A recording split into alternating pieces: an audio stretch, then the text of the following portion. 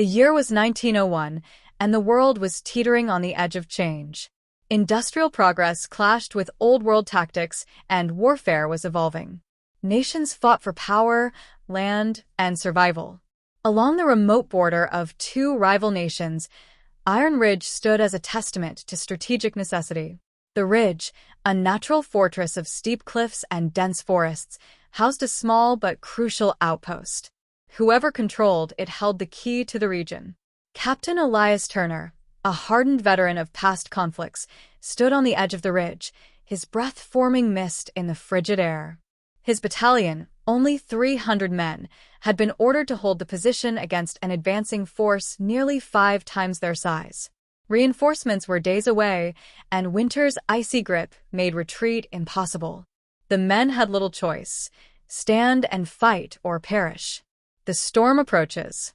Turner walked along the defensive line, exchanging nods with his weary men. They had spent days fortifying their position, digging trenches, stacking sandbags, and positioning artillery. The enemy was close.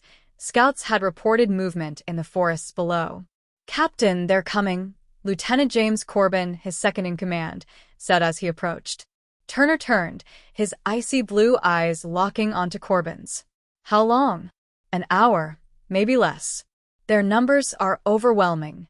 Turner exhaled, gripping his rifle. "Then we make every shot count." He stepped onto a makeshift platform, addressing his men. "We hold this ridge. We fight not just for this land, but for each other. If we falter, we fall. But as long as we stand together, we make them pay for every inch they take." The soldiers roared in agreement. The battle begins. As the first light of dawn broke through the mist, the enemy advanced. Dark figures emerged from the tree line, rifles gleaming. A single shot rang out, then another. Within moments, the battlefield erupted in chaos. Iron Ridge became a storm of gunfire, smoke, and shouted orders. Turner moved swiftly, directing his men and firing whenever a clear shot presented itself. The enemy came in waves, but the defenders held firm. Machine guns rattled, cutting down lines of advancing troops. The ground was soon littered with bodies, but the assault didn't stop. Cannon fire shook the earth, sending debris flying. A blast knocked Turner off his feet, his ears ringing. He scrambled up, blood trickling from his forehead. Corbin pulled him behind cover. "They're bringing up heavy artillery, sir." Turner cursed. "We need to take out those guns. Send a unit to flank them." Corbin nodded and signaled a group of men. Under the cover of smoke, they slipped through the trenches, disappearing into the trees. A fight in the shadows. Hours passed, the battle dragging into the afternoon. The enemy pressed harder, their numbers seemingly endless. Turner's men were exhausted, their ammunition dwindling. The ridge, once an impenetrable fortress, was slowly being chipped away. Then, a sudden explosion rocked the enemy's rear lines. Corbin's unit had succeeded in taking out the artillery. A cheer went up from the defenders, but their relief was short-lived. A new wave of soldiers advanced, their uniforms different from those before. Elite troops, better trained and better armed. Turner knew this was their final push. "Hold the line," he bellowed, raising his rifle. The battle reached its most brutal stage. Fighting became close quarters, rifles used as clubs, bayonets gleaming.